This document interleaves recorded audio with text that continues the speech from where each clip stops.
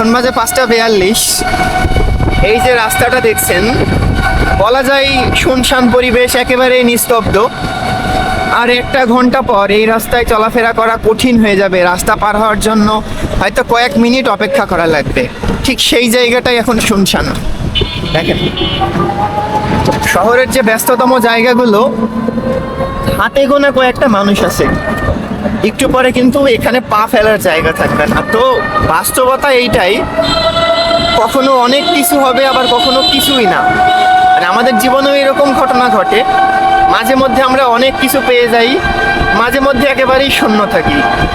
ব্যস্ততম জায়গা দেখে বোঝেন।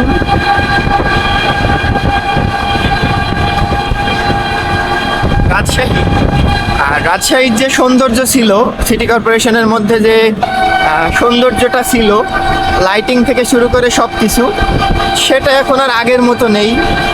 রাস্তাঘাটের পরিবেশ আগের মতো থাকলেও যানজট অনেক বেশি। মোটামুটি অনেকবারই রাজশাহীতে আসছি, দেখছি আর কি, যে রাজশাহীর সেই সৌন্দর্য যেটা আগে ছিল সেটা এখন আর নেই।